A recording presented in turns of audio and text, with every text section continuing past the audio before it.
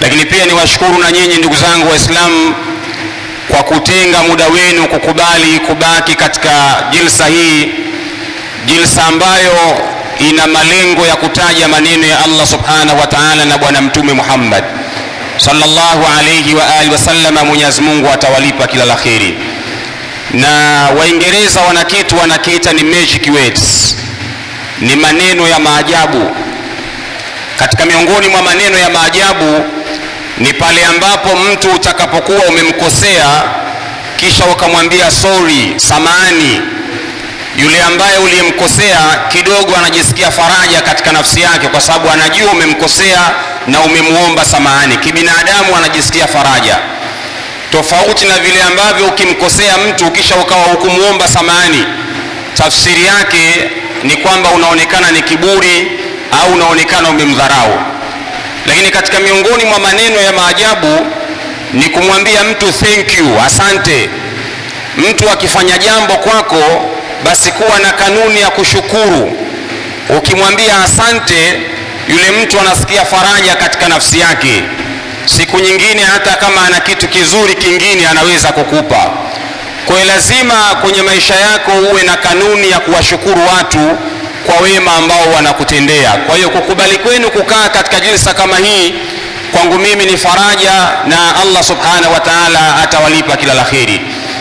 Katika mtazamo wa kawaida, jilsa kama hii unaweza ukaiona ni ndogo, lakini katika mtazamo wa jicho la Allah subhanahu wa ta'ala jilsa hii ni kubwa sana, na inawezekana kikao hiki kikawa na impact kubwa sana kulikoni wale wengi waliokuwa nje.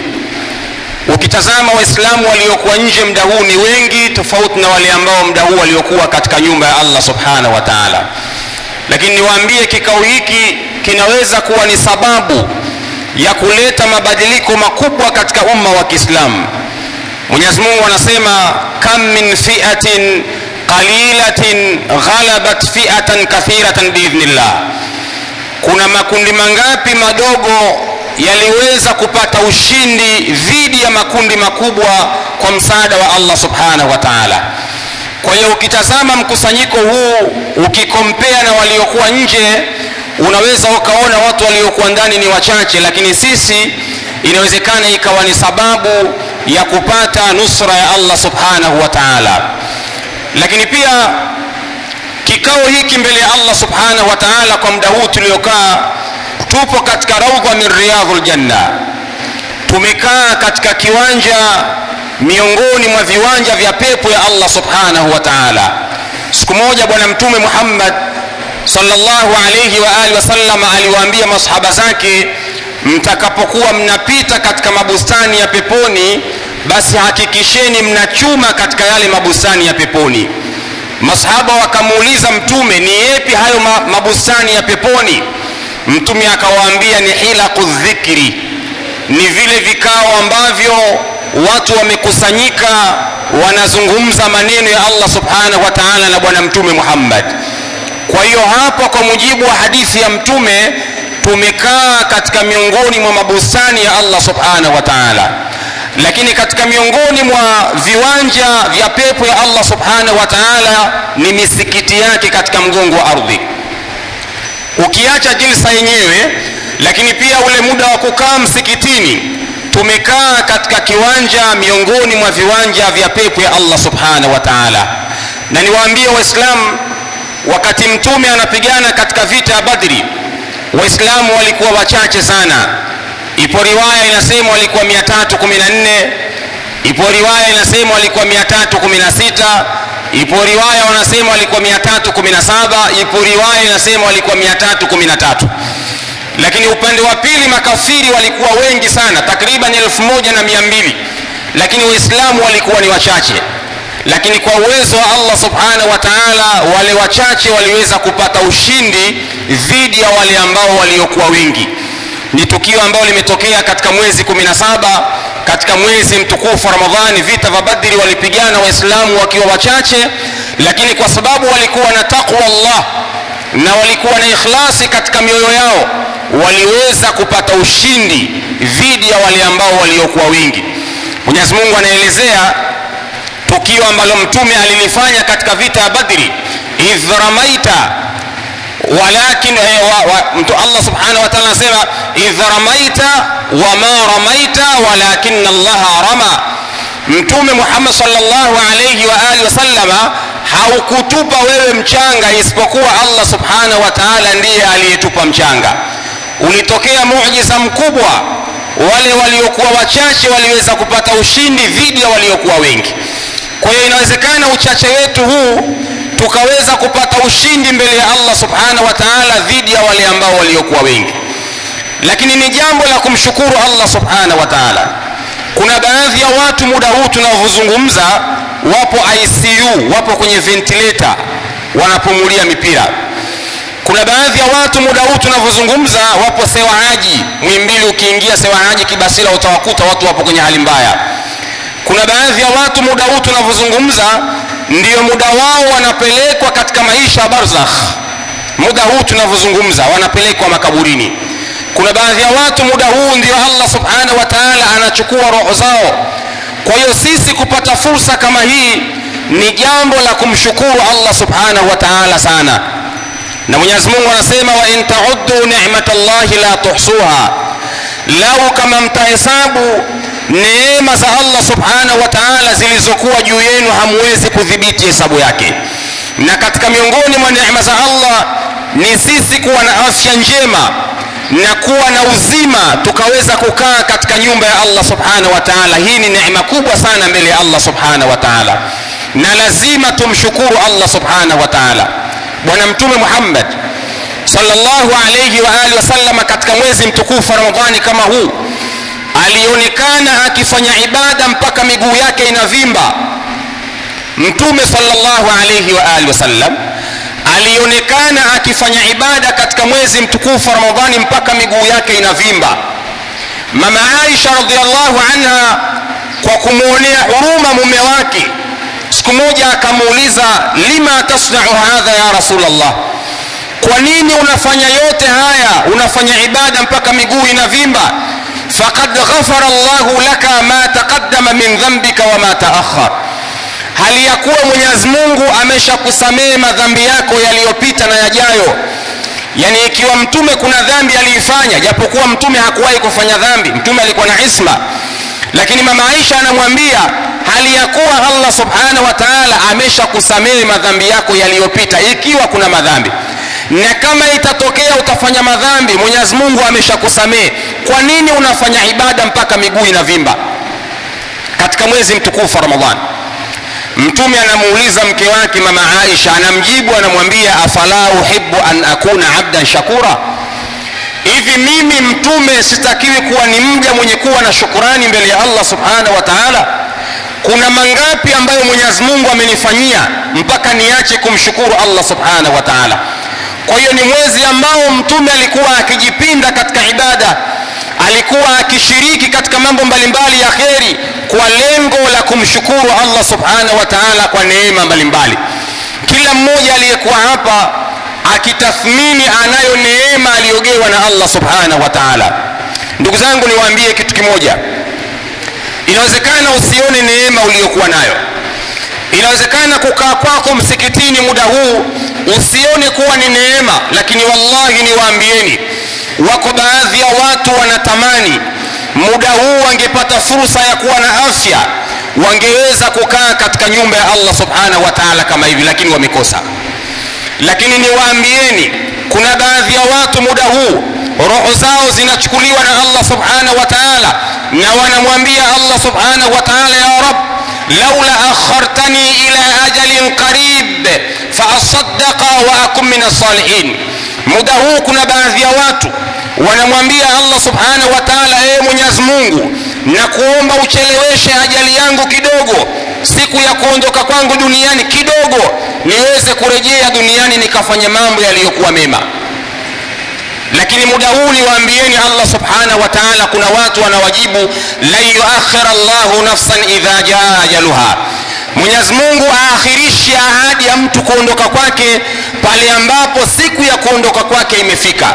Kwa hiyo kuna baadhi ya watu wanatamani neema hii, lakini Allah subhanahu wa ta'ala hakuweza kuwapa. Lazima tushukuru mbele ya Allah subhanahu wa ta'ala kwa neema hii Allah subhanahu wa ta'ala aliyotupa.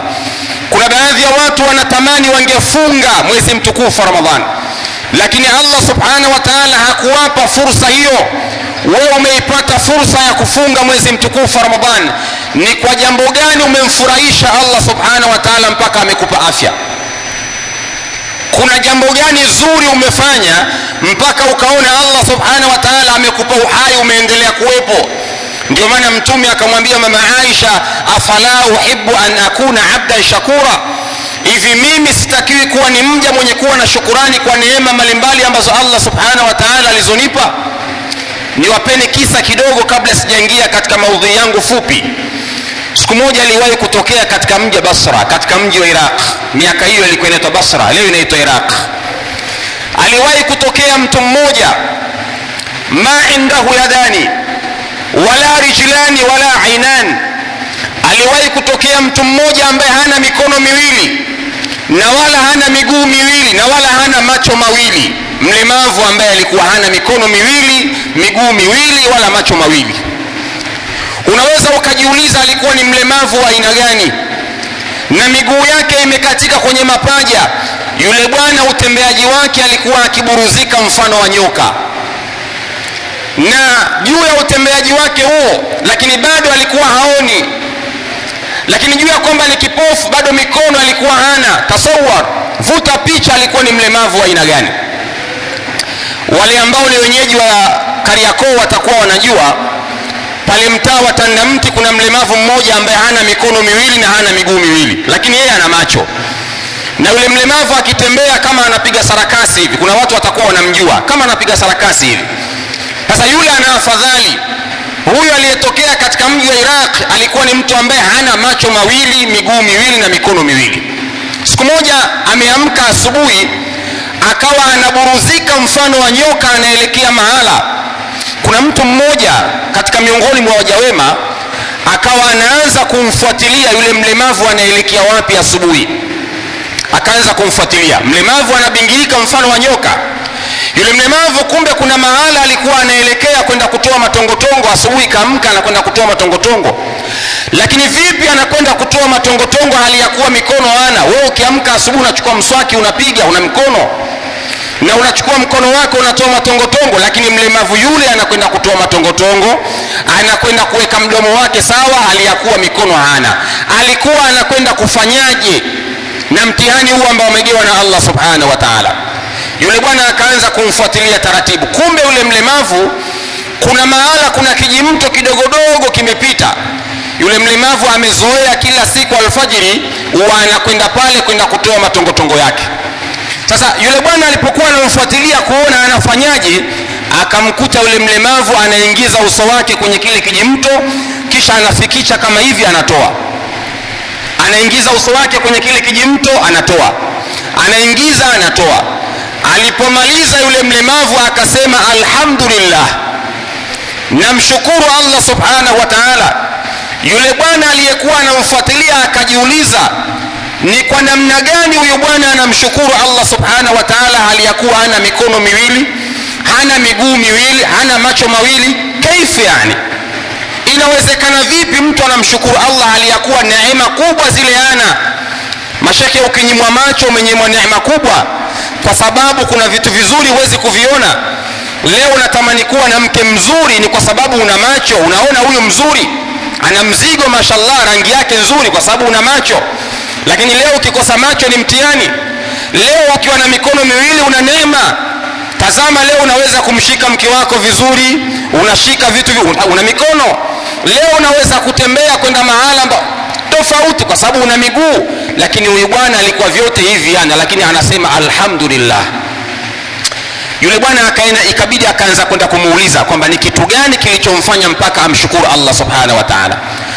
Alipofika akamuuliza, ndugu yangu, nimekufuatilia muda mrefu na nimekuona hauna neema ambazo wanadamu wengine wanazo, lakini nimekuona unamshukuru Allah subhanahu wa ta'ala, ni kwa jambo gani? Hebu nieleze.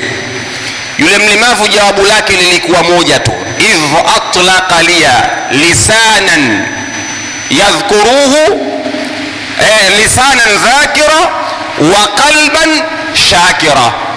Namshukuru Allah subhanahu wa ta'ala kwa kuniachia moyo ambao wenye kumtaja, wenye kumjua Allah subhanahu wa ta'ala, wenye kumshukuru Allah subhanahu wa ta'ala, na kuniachia ulimi wenye kumtaja Allah subhanahu wa ta'ala. Lisanan dhakiran wa qalban shakira. Anamshukuru Allah subhanahu wa ta'ala kwa kumwachia ulimi wenye kumtaja Allah na moyo wenye kumshukuru Allah subhanahu wa ta'ala. Kwa vitu hivi viwili vimemfanya aseme alhamdulillah. Ndugu yangu Muislam, mimi na wewe tuna vingapi ambavyo Allah subhanahu wa ta'ala ametupa? Tuna neema ngapi ambazo Allah subhanahu wa ta'ala ametupa? Ndugu yangu, aiwa, mimi nilipata bahati siku moja ya kwenda kufuturu na mzee Bakhresa nyumbani kwake pale Masaki katika mwezi mtukufu wa Ramadhani. Siku niliyopata fursa ile, nilishuhudia kwa macho yangu pale ndani kwenye seble ya mzee Bakhresa. Mzee mashallah na seble wasia pana kubwa sana. Kuna vyakula vya kila aina nilishuhudia viko pale ndani, vya kila aina. Lakini nimeshuhudia mzee Bakhresa amekaa kwenye kiti, analetewa chai ya rangi isiyokuwa na sukari na kipande cha muhogo kipo kwenye sahani. Nikawa najiuliza kwamba mzee, mbona hali vitu vyote hivi? Baadaye nikaambiwa mzee bwana hawezi kula vyote hivi, anavyokula yeye chai isiyokuwa na sukari na vipande vya muhogo.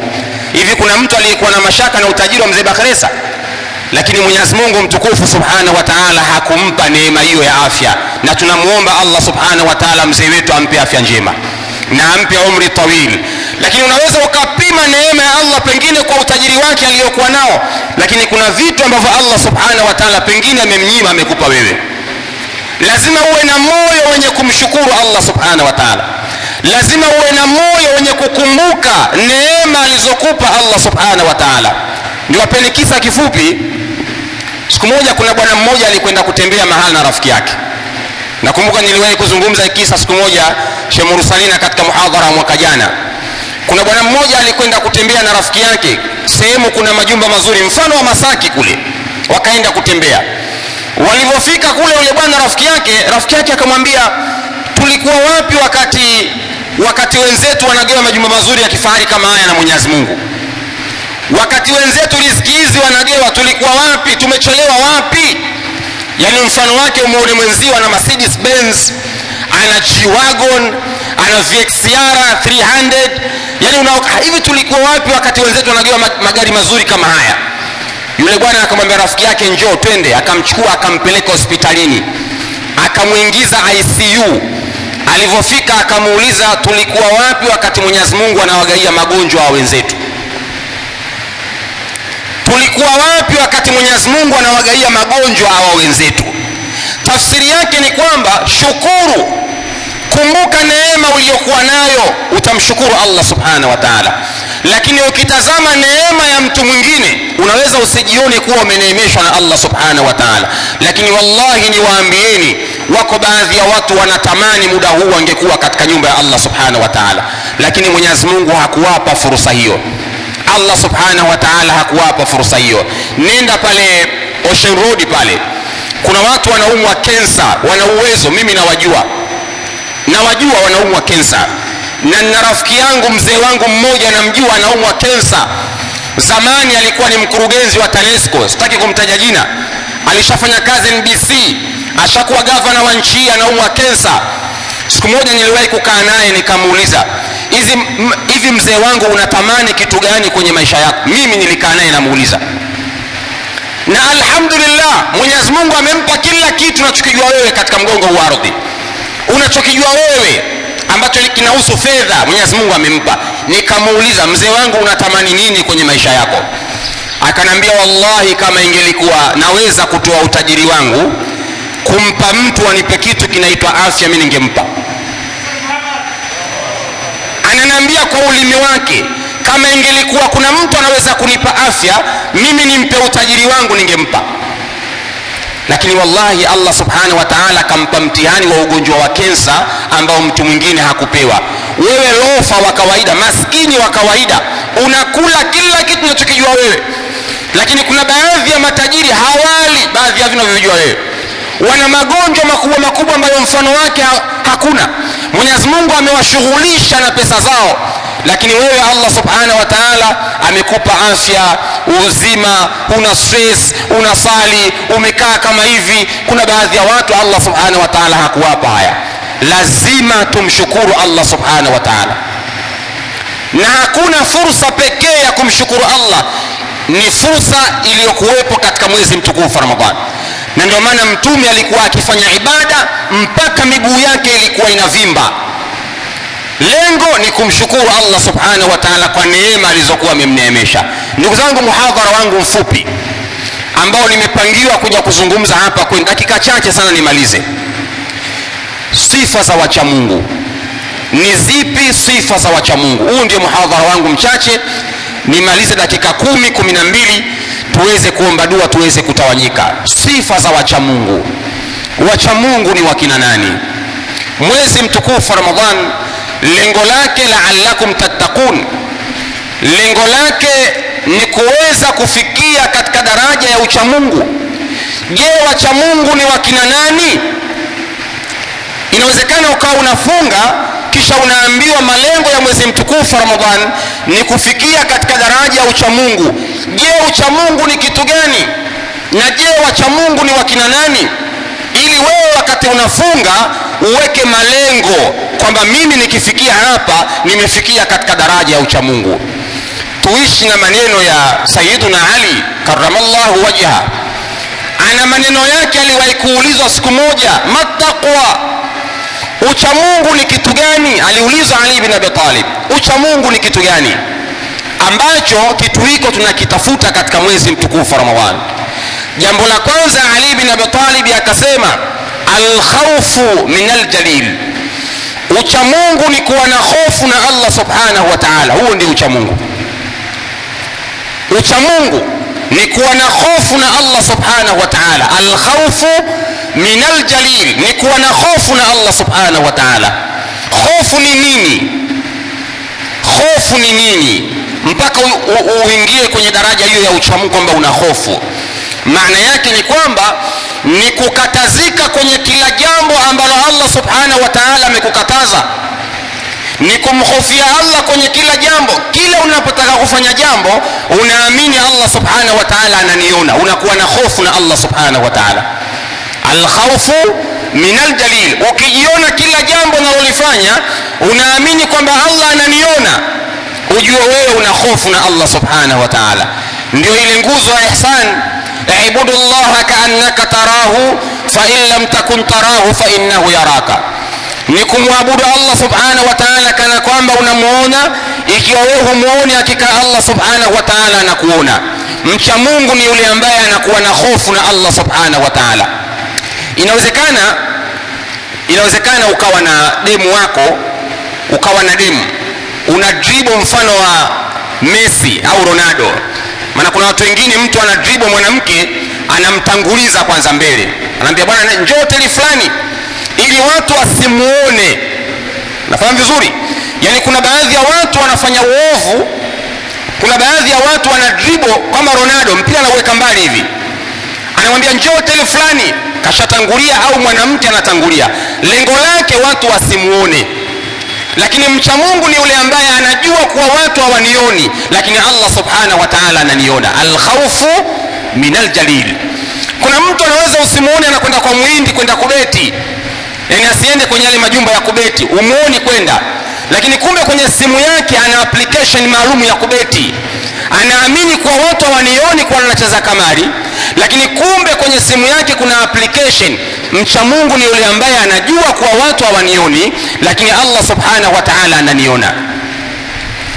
Mcha Mungu ni yule ambaye anakwenda club hali ya kuwa amevaa cape, amevaa pama, akiamini kuwa watu hawanioni, lakini mcha Mungu ni yule ambaye anajua kwamba Allah subhanahu wa ta'ala ananiona. Inawezekana ukajificha na pama watu wasikuone, alhamdulillah, mashallah, watu watakuwa hawakuoni, lakini Allah subhanahu wa ta'ala anakuona. Mcha Mungu ni yule ambaye anakuwa na hofu na Allah subhanahu wa ta'ala kwenye kila jambo. Sifa ya kwanza, ukitaka kumjua mtu mcha Mungu, mtazame katika mwezi mtukufu wa Ramadhani. Mtu amefunga ana sukari, ana juisi yake nzuri ndani, ana chakula chake kizuri ndani, ana mke wake mzuri yuko ndani, lakini hanywi, hamgusi mke wake.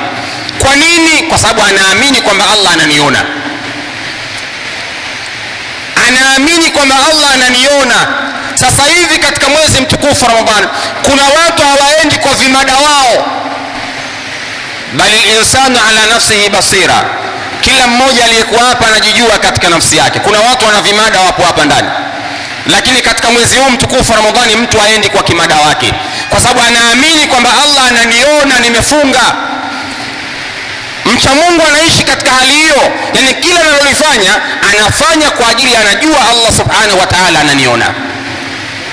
Kuna baadhi ya watu tunavyozungumza hapa kwenye simu zao hivi sasa, kuna baadhi ya picha wamefuta, kuna baadhi ya picha wamefuta, kwa sababu kuna baadhi ya watu simu zao, lau kama itokee mtume aombe tu, bwana hebu naomba simu yako, atokee ghafla mtume hapa, hebu naomba simu yako niikague, kuna baadhi ya watu hapa hawezi kutoa simu kumpa mtume, na kama watampa ataomba kwanza aingie kwenye gari afute baadhi ya vitu, kwa sababu kuna mtu kwenye simu yake hapa kumejaa pilau tupu,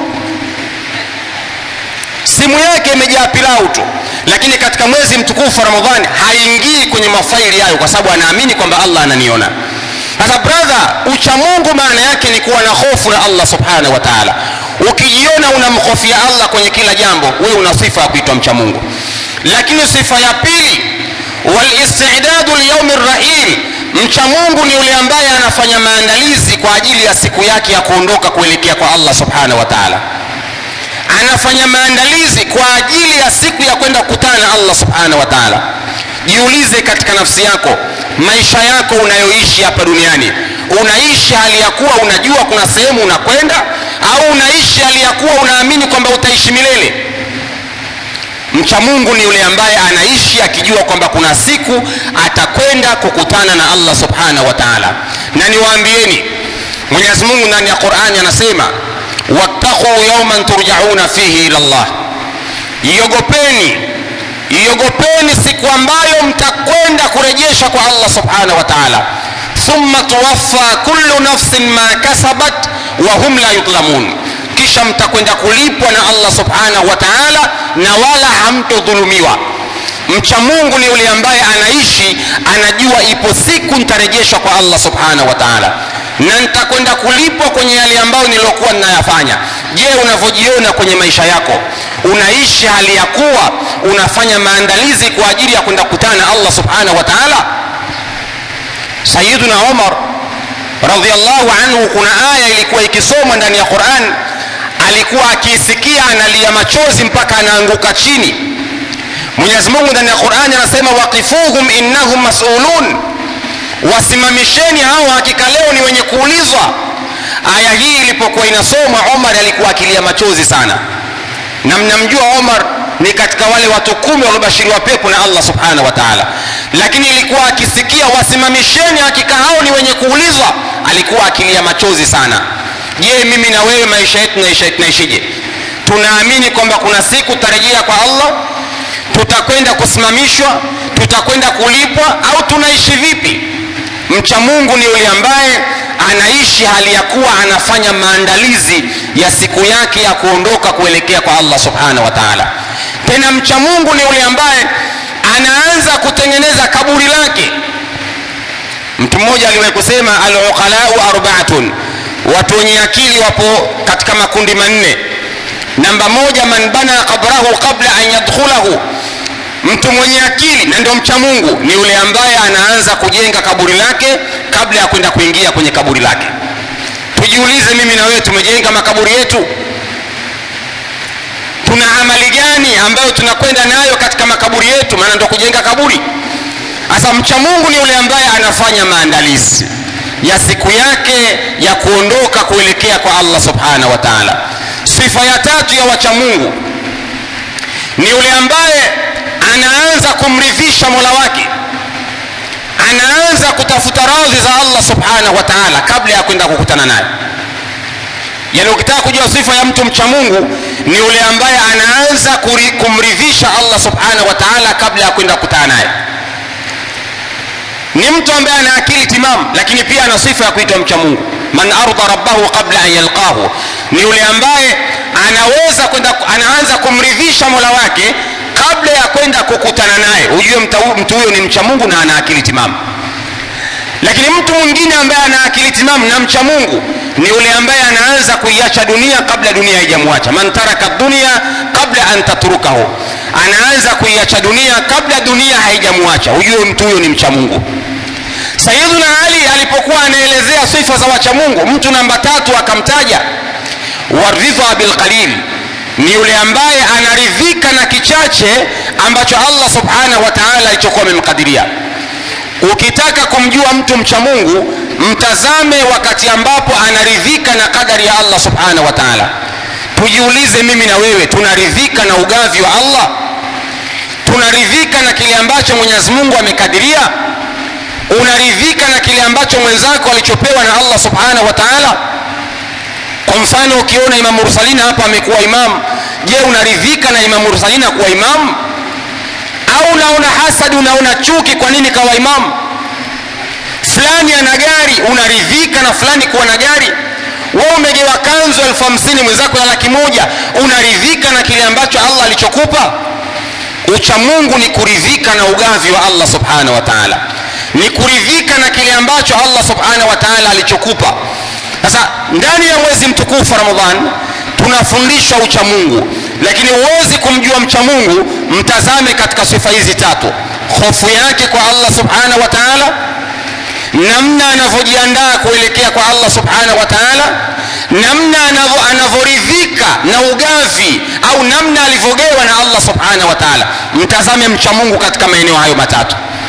Na jambo la mwisho, Ali bin Abi Talib akasema, wal amalu bitanzil, mcha Mungu ni yule ambaye anaifanyia kazi Qur'an.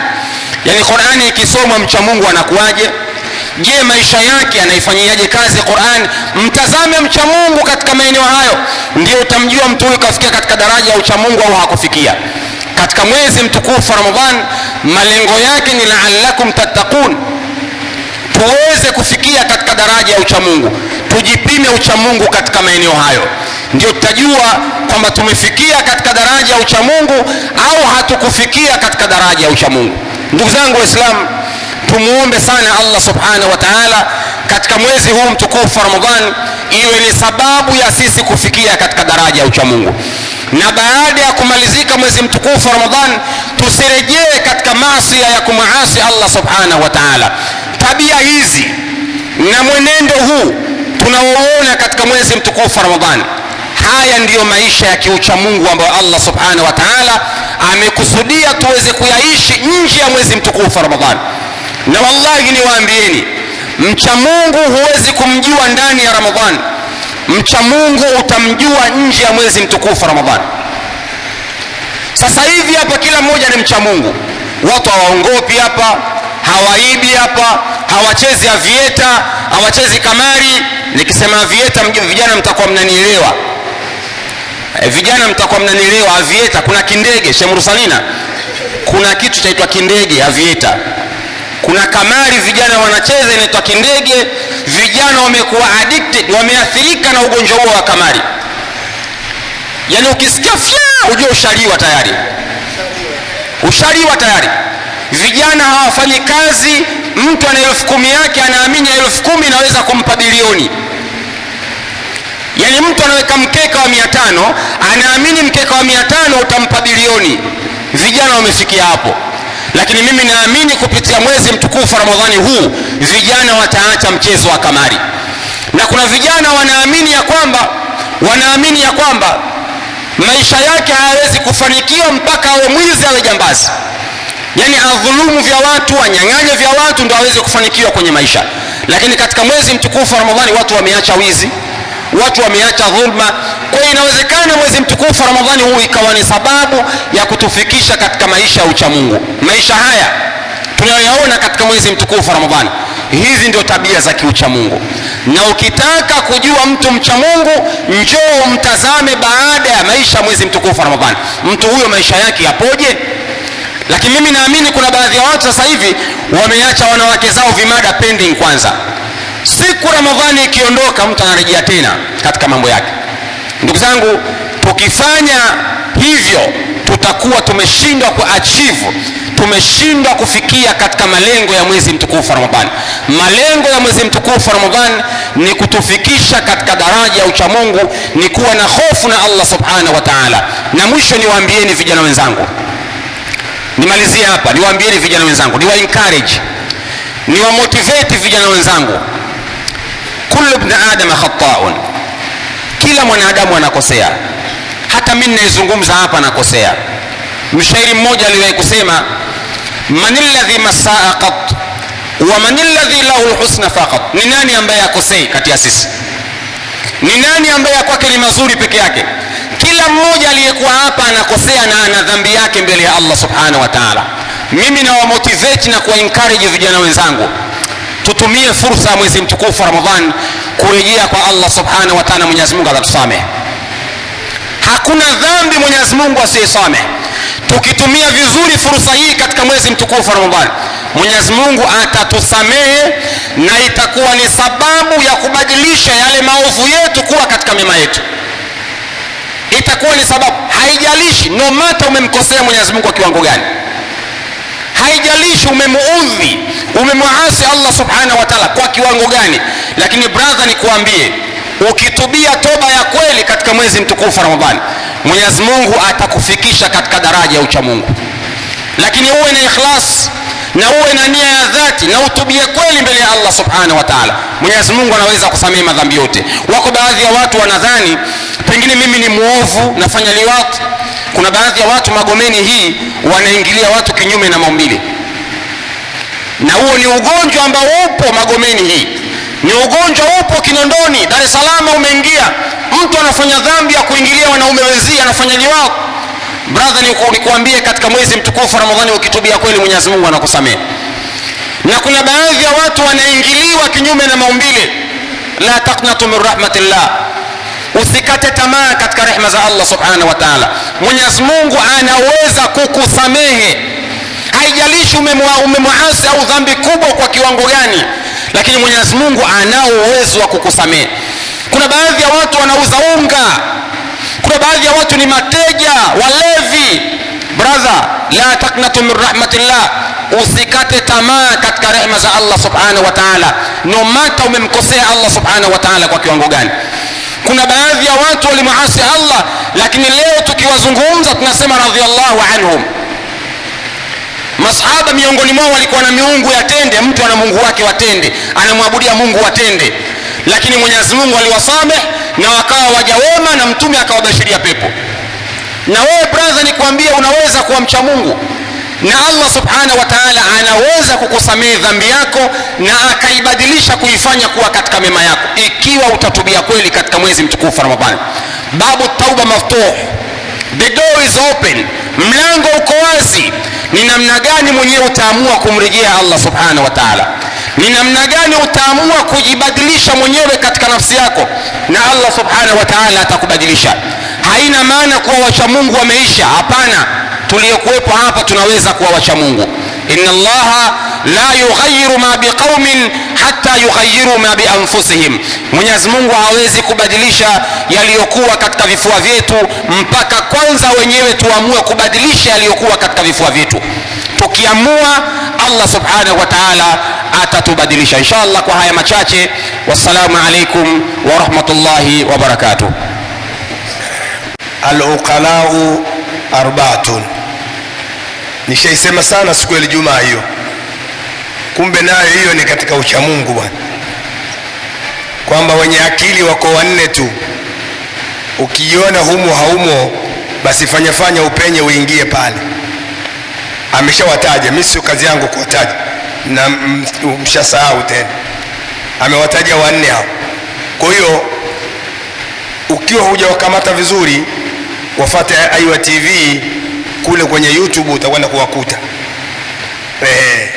wale watu wanne na zile sifa nne alizozitaja za ucha Mungu za Imam Ali alivyotueleza hapa. Mungu akubariki sana, Mungu akutawilishe umri wako katika kazi hii ya la ilaha illa Allah Muhammadur Rasulullah. Kazi yangu moja iliyobaki ni maswali, na maswali ni matatu tu. Uzuri wa msikiti wetu umejigawa, Swali la kwanza moja litatoka hapa, la pili hapa, na la tatu huku. Lakini huyu muulizaji, kwa sababu hii inarekodiwa, tungependa asogee hapa mbele. Assalamu alaikum wa rahmatullahi ta'ala wa barakatuh. Naitwa Hamisi Hassan, natokea Mbezi. Swali langu ni kwamba wakati tunajiandaa kwa ajili ya matangazo kwenda live, Sheikh ulituambia kwamba tutie nia ya kukaa itikafu katika msikiti. Je, itikafu katika msikiti inakaliwa kwa muda gani? Je, nikiwa na dakika 5 tu za kukaa hapa msikitini, nayo hiyo ni itikafu? Je, chini ya hapo, nayo hiyo ni itikafu? Wassalamu alaikum wa rahmatullahi ta'ala wa barakatuh. Sheikh Pembe, swali hilo tutalichukua liingie kwenye uchamungu, maana ukiliacha kule sio swali. Ukiliacha kule nje sio swali. Tulichukua liingie kwenye uchamungu ili liwe swali. Tumeelewana? Mnaongea na profesa. Huyu wa Kichangani ni Profesa Mursalina Uthmani Ali Mabere, ni profesa. Wewe kama utaki kujua profesa maana yake, njoo tukae chini tuelekezane. Hapa tunakuja hapa. Sheka, njoo mbele. Ustadhi kwa lugha ya Kiarabu ni profesa, kwa lugha ya Kizungu profesa, ustadhi. Lakini kule mnawaita maprofesa, mnawakubali. Huku kwetu mnawakataa. Kwa nini? Wakati maustadhi ni wale wale. Assalamu alaikum wa rahmatullahi wa barakatuh. Kwa majina naitwa Abdallah. Mimi nilikuwa na swali langu kwa shehe hapa. Shehe amesema, aliingizia mada akasema Dar es Salaam aswaswa Magomeni na Kinondoni watu wanaingiliana kinyume cha maumbile na kitu kama hicho. Kwa hadithi ya maneno ya Mtume, sina hakika, maana sina elimu sana. Mtume amedai kwamba yoyote atakayemuingilia au atakayeingiliwa kinyume cha maumbile hatakuwa na dhamana naye siku ya Kiyama.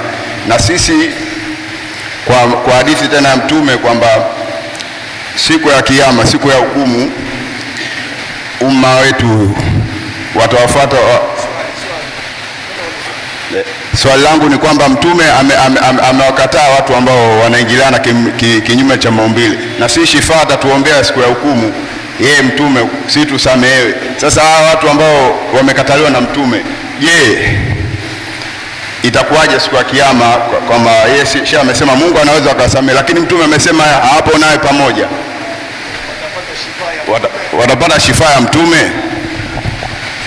Hilo swali. Naam, tunamalizia hapa. Mkono uko pale, njoo huko. Njoo huko. Njoo huko. Njoo huku. Na wallahi Mwenyezi Mungu awabariki wote mlioketi katika kikazi hichi. Ni kikazi cha kheri. Njoo hapa tosha wako. Jitambulishe una. Assalamu alaikum wa rahmatullahi wa barakatuh. Kwa jina naitwa Hassan Ramadhan, natokea Magoni Mpipa. Swali langu, Sheikh anasema amesema kwamba hapa ndani kuna watu wana vimada, lakini kipindi hichi wameacha kwamba hawafanyi mawasiliano na vimada kabisa, wakihofia kwamba kipindi hichi Allah tabaraka wa taala ananiona, yani kwamba huyu ni mcha Mungu. Lakini je, anapomaliza mwezi mtukufu wa Ramadhani anaingia katika system yake ya kumfuata huyo kimada na mambo mengine. Sasa je, huyu mtu ucha Mungu wake utaendelea kuwepo au ndio umefutika? Tumekusikia. Huyu ndio amewakilisha Magomeni, yule mmoja wa Mbezi, yule mwingine wa Magomeni na huyu Magomeni. Basi sio mbaya. Sheikh, tushasikia maswali matatu. Swali lake anasema huyu mtu ambaye anafanya liwatwi nini, yani ana makosa mengi ndani ya Ramadhani na anakaa na vimada. Je, Ramadhani kisha huyu mtu anaweza kuendelea na jambo lake kule? Bismillahirrahmanirrahim. Kwanza tuanze kujibu swali la ndugu yangu alouliza, japokuwa wanasema la yufta wa Maliku fil Madina, huwezi kutoa fatwa hali ya kuwa Imam Malik yupo. Sheikh Mursalina, kama nitakwenda Kombo utanisaidia.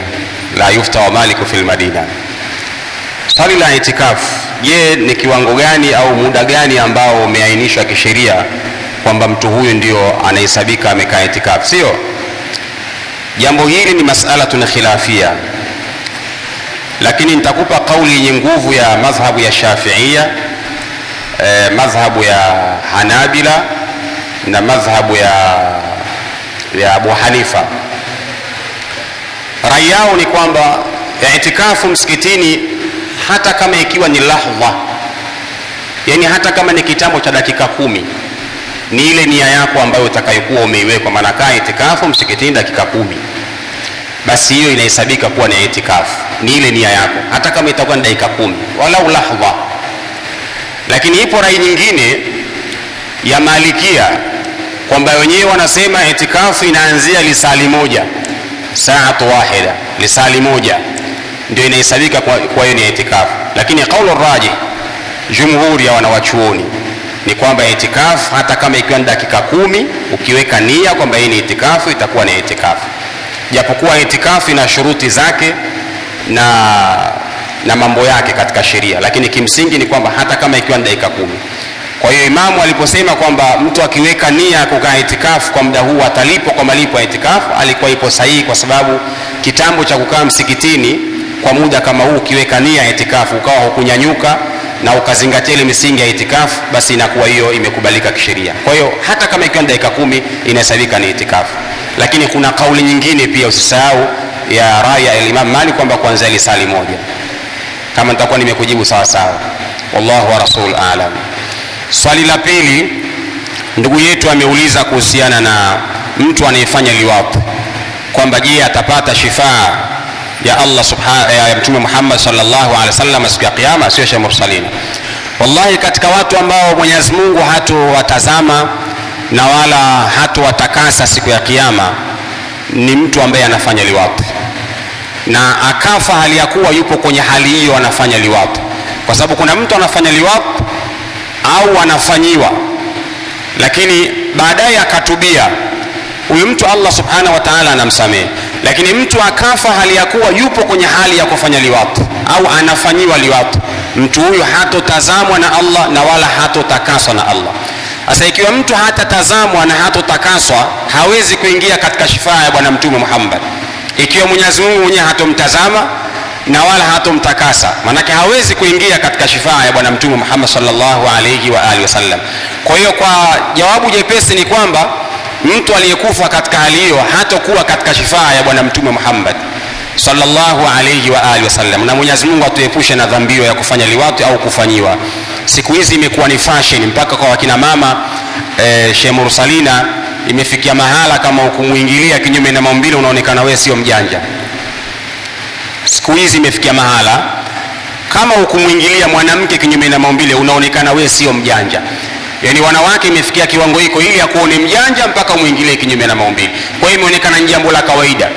Sikwambii kwa mwanaume, nakwambia kwa mwanamke pia ni jambo baya, halifai. Na mtu anakuwa ni mal'un yule ambaye atakayemwendea mwanamke kinyume na maumbile, amelaaniwa. Na laana maana yake ni maturud min rahmatillah, mtu anatolewa katika rehema ya Allah subhanahu wa ta'ala, na rehema ya Allah ni pepo ya Allah subhanahu wa ta'ala.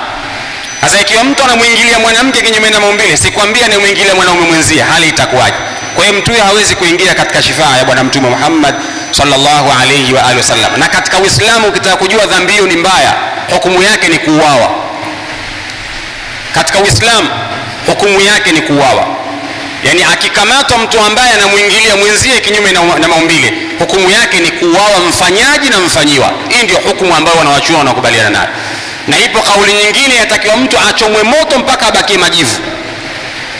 Ipo kauli nyingine kwamba mtu achomwe moto mpaka abakie majivu. Lakini hukumu ambayo wanawachuoni wengi wanakubaliana kwamba uqtul fa'il wal maf'ulun bi, au wawe yule ambaye ni fa'il na maf'ulun bi.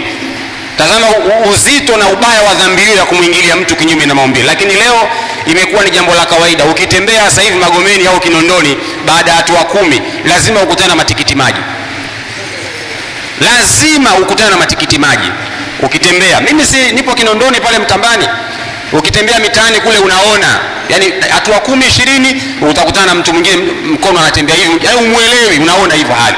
Magomeni yote hii imeharibika, ukienda Mapipa huko, ukienda Mikumi, ukitembea pameharibika, hali ni mbaya. Sasa mtu huyu hatoingia katika shifaa ya bwana Mtume Muhammad sallallahu alayhi wa alihi wasallam.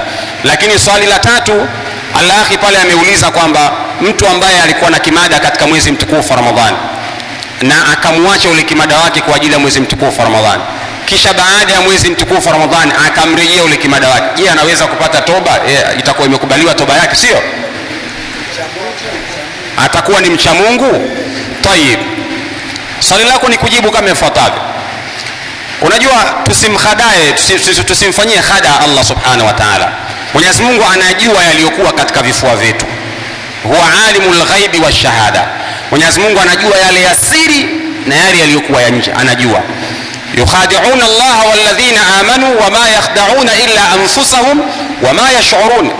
Unamkhada Allah subhanahu wa ta'ala, lakini umkhadai Allah, unaikhadaa mwenyewe nafsi yako. Wewe unajua kuwa una kimada, kisha umekaa katika mwezi mtukufu wa Ramadhani, Allahumma innaka afuun tuhibbul afwa fa'fu anni. Mwenyezi Mungu unatubia, unarudi kwake, lakini unajua baada ya Ramadhani narejea kule. Hauwezi kufikia katika ucha Mungu hali ya kuwa unajua baada ya toba hii nitarudi kwa kimada wangu baada ya Ramadhani. Wewe huwezi kufikia katika malengo ya ucha Mungu, kwa sababu tayari wewe katika nafsi yako unajua kwamba baada ya Ramadhani nitarejea kule kule. Kwa hiyo unakuwa hujapokelewa ile toba yako, sababu toba na masharti yake. Sheikh Mursali afikia atakuwa ameeleza sana hapa katika msikitini toba na masharti yake. Miongoni mwa masharti ya toba ni kujutia katika kile ambacho ulichokuwa unakifanya, lakini pia ni kuweka azma ya kutorejea katika yale uliyokuwa unayafanya. Ndio masharti ya toba. Kama hakuna hivyo, maana yake hujakubaliwa toba yako. Kwa hiyo unakuwa hujafikia katika malengo ya ucha Mungu. Kwa hiyo ikiwa utarejeana na kimada wako baada ya Ramadhani, usidhani kwamba utabakia katika ucha Mungu hali ya kuwa ndani ya Ramadhani kwenyewe ukusamehewa madhambi yako wenyewe.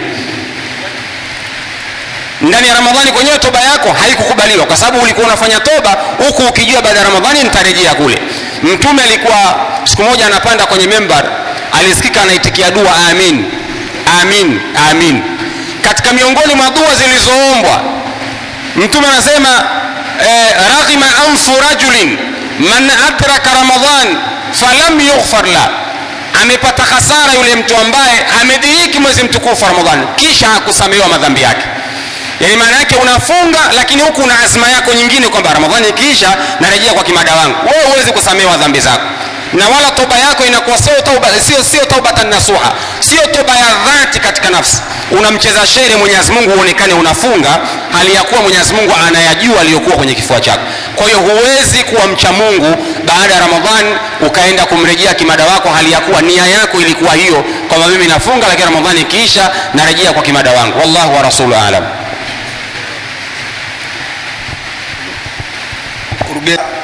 Jamii namna gani hichi ambacho umekieleza? Wallahi ndugu zangu, katika jambo lilokithiri ni hilo liloelezwa hapa mwisho hapa, uqtulul fa'ila wal maf'ul, muweni mfanyaji na anayefanyiwa, hadithi ya Mtume. Lakini watu hawataki, wameng'ang'ana. Wallahi Mwenyezi Mungu awatoe. Na Ramadhani hii tukimaliza Ramadhani tusiende huko tena, tubaki na majambo yetu ya la ilaha illallah Muhammadur Rasulullah. Baada ya kusema hayo, labda mkurugenzi ana jambo wa Aiwa TV, kwa sababu yeye ndio mwenye jambo lake. Mwenyezi Mungu, tumetembelewa na Sheikh Musa wacha mwenyewe, atakuja kutufanyia dua hapa wa Aiwa TV. Sasa hivi ni kipindi kinaelekea kwenda mwisho, kwani sasa hivi ni dua ambayo inaletwa na Sheikh Musa cha mwenyewe hapa msikiti wa Kichangani, kuashiria kwamba kipindi cha leo cha msikiti na Ramadhani kimetamatika kwa siku ya leo, lakini vile vile kesho insha Allahu Taala tutakuwa pale Masjidi Al-Qadiria external kule katika wilaya ya Ubungo jijini Dar es Salaam. Na sasa hivi ni dua. Amin. Amin. سبحان ربك رب العزة عما يصفون وسلام على المرسلين والحمد لله رب العالمين. Mpenzi mtazamaji, sasa hivi